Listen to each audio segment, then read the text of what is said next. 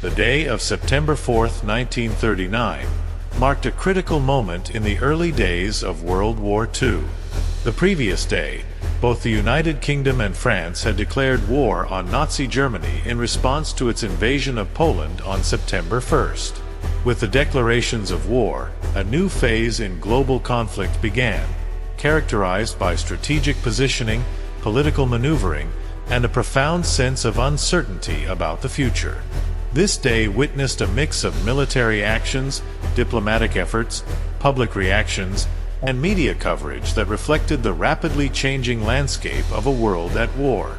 To fully understand the significance of this day, it is essential to examine the actions and responses of the key parties involved, the military developments, the international diplomatic scene, and the coverage and impact on global public opinion. The Allied response. Mobilization and strategic positioning. Following the declarations of war on September 3rd, the United Kingdom and France moved swiftly to prepare for the reality of a prolonged conflict.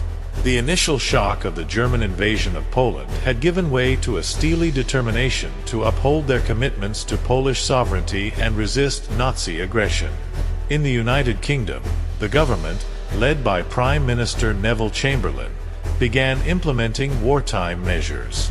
The Royal Navy immediately moved to enforce a blockade against Germany, a strategy reminiscent of World War I, aimed at cutting off German access to vital supplies and crippling its economy.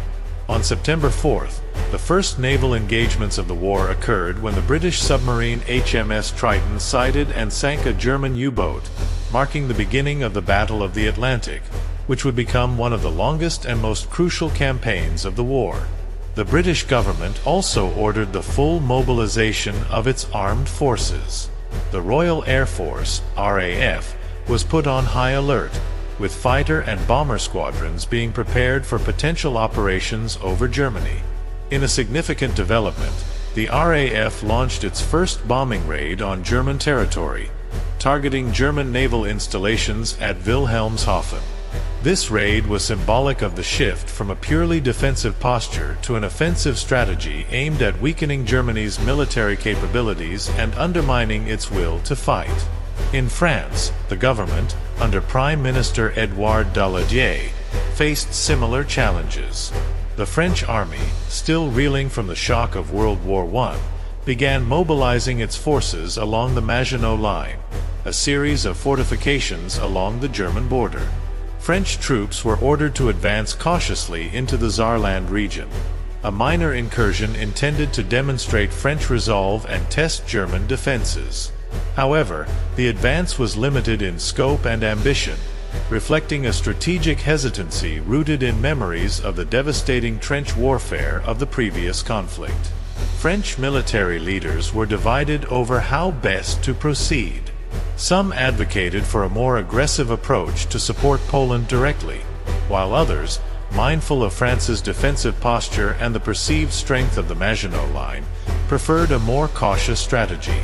This division would continue to influence French military planning and operations in the early months of the war. The German response: defiance and propaganda. In Berlin, Adolf Hitler and the Nazi leadership were undeterred by the declarations of war from Britain and France. Hitler had anticipated such a response but remained confident in Germany's ability to withstand Allied pressure and achieve a quick victory in Poland. On September 4th, Hitler held a meeting with his military commanders to assess the situation and plan the next steps. His directive was clear: continue the rapid advance in Poland and prepare for potential Allied actions in the West. The German military, or Wehrmacht, continued its blitzkrieg tactics in Poland, pushing further into Polish territory with a combination of fast-moving armored units and overwhelming air support. The Luftwaffe intensified its bombing campaigns against Polish cities and military positions, seeking to break Polish resistance and morale. The brutality of these attacks was part of a broader strategy to instill fear and chaos, making any coordinated defense difficult. At the same time, the Nazi regime ramped up its propaganda efforts to maintain domestic support and justify its actions. Joseph Goebbels, the Minister of Propaganda, orchestrated a media campaign portraying Germany as the victim of Allied aggression and presenting the invasion of Poland as a defensive measure. German newspapers and radio broadcasts emphasized themes of national unity, strength, and the righteousness of the Nazi cause. This narrative aimed to bolster the morale of the German population and ensure their unwavering support for the war effort. Poland's struggle, a nation under siege. For Poland, September 4, 1939, was a day of continued struggle and increasing desperation. The initial shock of the German invasion had given way to a grim realization of the scale and ferocity of the German onslaught. Polish forces, although fighting bravely, were outmatched by the superior tactics, coordination, and firepower of the German blitzkrieg. The Polish government, led by President Ignacy Mościcki and Marshal Edward Rydz Śmigły, faced the daunting task of organizing a defense while seeking international support. The rapid advance of German forces had cut off communication lines, isolated military units, and disrupted supply chains, making effective resistance increasingly difficult. The city of Warsaw, the Polish capital, was preparing for a siege, with citizens and soldiers alike bracing for the worst. Despite the overwhelming odds, the Polish military continued to mount a fierce resistance. On September 4th, battles raged in several key areas, including around Lodz and the Bzura River, where Polish forces attempted to counter the German advance. However, these efforts were largely isolated and uncoordinated due to the speed and scale of the German attacks. International reactions, uncertainty and realignment. The invasion of Poland and the subsequent declarations of war by Britain and France sent shockwaves around the world. On September 4th, governments in capitals across Europe and beyond were grappling with the implications of the escalating conflict and considering their next moves. In the United States, President Franklin D. Roosevelt addressed the nation via radio, reaffirming America's commitment to neutrality while expressing sympathy for the Polish people. Roosevelt's speech reflected the prevailing sentiment in the United States, which was predominantly isolationist at the time. The American public, still scarred by the losses of World War I, was reluctant to become embroiled in another European conflict.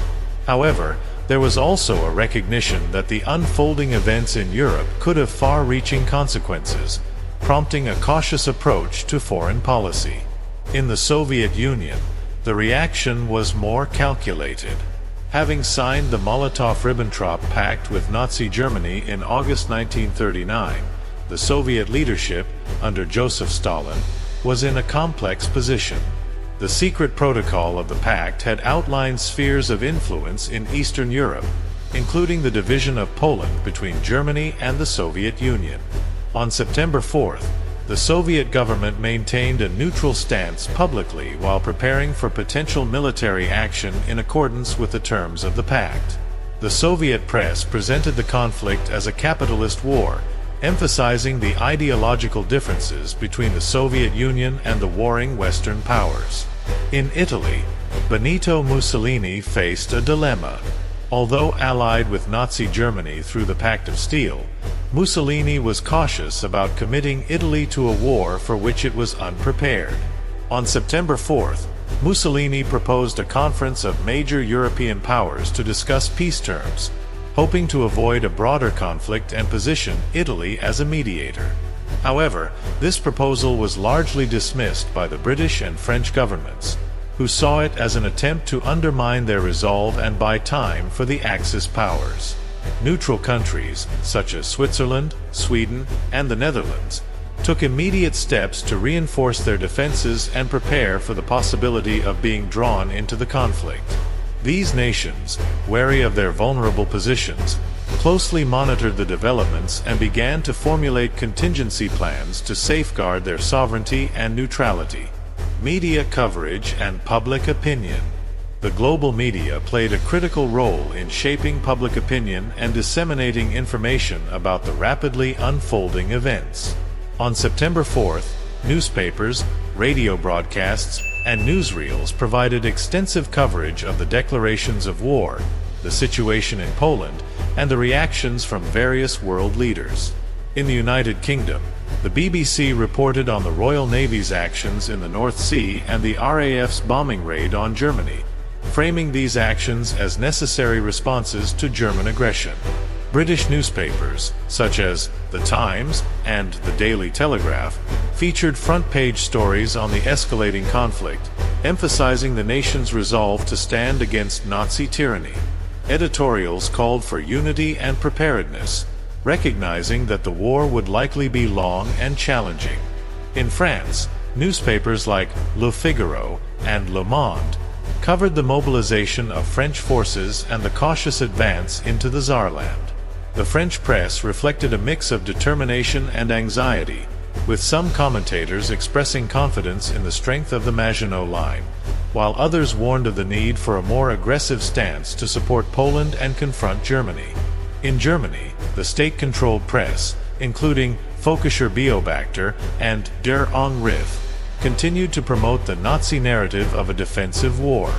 Articles praised the German military successes in Poland and emphasized the unity and strength of the German people in the face of international opposition. Propaganda broadcasts by the Reich Ministry of Public Enlightenment and Propaganda sought to maintain public morale and support for the war effort.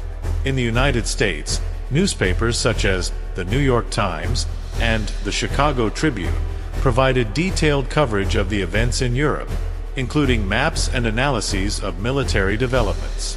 While the American press remained largely neutral, there was a growing recognition of the potential impact of the war on global stability and U.S. interests. Opinion pieces debated the merits of isolationism versus engagement, reflecting the nation's internal struggle over its role in the world. The impact on global public opinion. The events of September 4, 1939, had a profound impact on global public opinion. The reality of a new world war was beginning to set in, with many fearing a repeat of the devastation of World War I. In Britain and France, the declarations of war marked a sobering realization that the policy of appeasement had failed and that a protracted conflict with Nazi Germany was now inevitable. In the United States, public opinion was still predominantly in favor of neutrality, but there was also a growing awareness that the conflict in Europe could have far-reaching implications for global peace and security. The Roosevelt administration was careful to maintain a delicate balance between supporting the Allies and avoiding direct involvement in the war. In Germany, the government's propaganda efforts were initially successful in rallying public support for the war, but there were already undercurrents of anxiety about the potential consequences of a conflict with multiple major powers. As the realities of the war began to unfold, the German population would face increasing hardships and challenges. Conclusion: the dawn of a new global conflict. September 4, 1939, marked a critical juncture in the early days of World War II. The declarations of war by Britain and France, the continued German advance in Poland, and the various international responses highlighted the complexity and interconnectedness of the global situation. This day was a moment of both action and reflection, as the world grappled with the implications of a new and unprecedented conflict. For the nations involved, it was a time of rapid mobilization and strategic positioning, as they prepared for the uncertainties of a war that would soon engulf much of the globe. For the people of the world, it was a time of fear, hope, and resolve, as they faced the prospect of another devastating conflict and the challenges that lay ahead. The events of September 4th set the stage for a war that would reshape the political, social, and economic landscape of the 20th century, leaving an indelible mark on history.